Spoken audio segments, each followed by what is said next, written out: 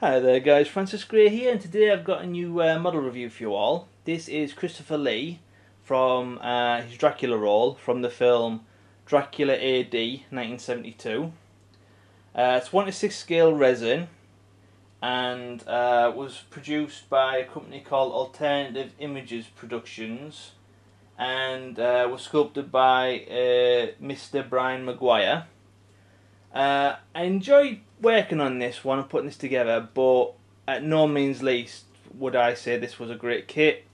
It When I put it together, I found quite a lot of air bubbles heat all over the place, and some parts weren't molded right. So it's like his chin here.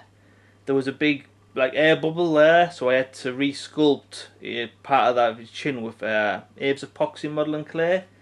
There was quite a lot of detail missing from the actual wheel itself, but the main parts that I thought were quite bad was his arms.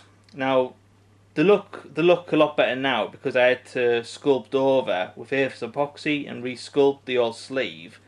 But originally, when you put the actual the actual hand on, the hand was actually smaller than what it's supposed to connect to, so hence why I had to use quite a bit of modelling clay around the sides.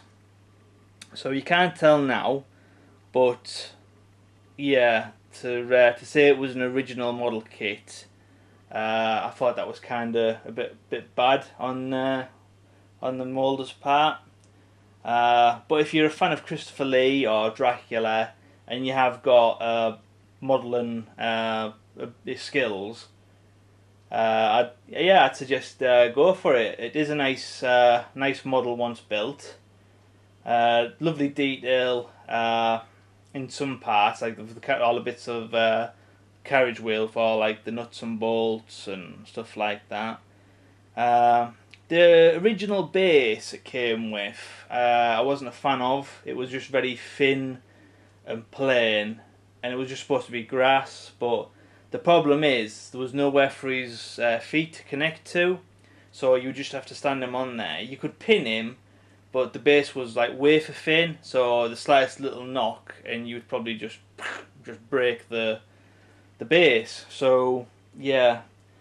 This was a commission. A private collector asked me to build this up for him, so I had to scratch build a new base.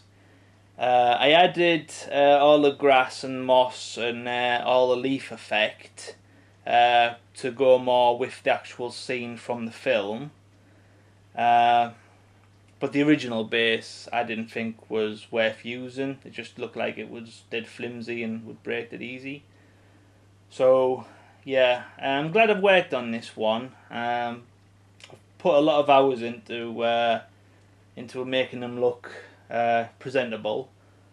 But yeah, if you were thinking about getting one, if you haven't got no history of model building or sculpting or anything like that, you might struggle with this one. But yeah, if you've got skills in all those areas, I say go for it. Once done, you know, it is a nice Dracula kit. So yeah, I'll give you a close-up view now. So here he is, Dracula and the Wheel of Pain. I added all scratch marks going up on the inside of the outside of the carriage wheel, so it looks like it's been used. There's some blood on his hands, which is there from the film as well. You can't tell where this has been sculpted, connecting to the arm joint now, which is nice.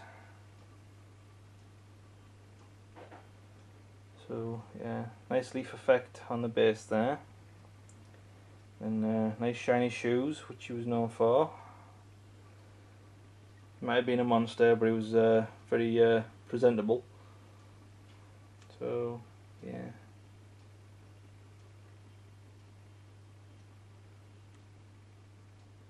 And yeah, I had to hollow out the actual hole where he's connected to, because originally there's no hole there, so it would have looked like it was just resting up against him, which would have looked totally wrong. So yeah, I had to hollow that out, and then add a little bit of polyfiller adhesive to make some little bumps and lumps and chunks of blood and whatever, yeah.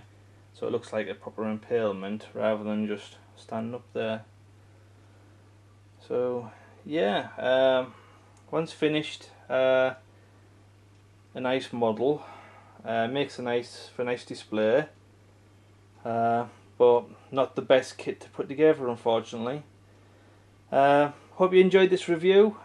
Please check out my other videos for more statues and model builds and sculptures, etc. Please click that like button.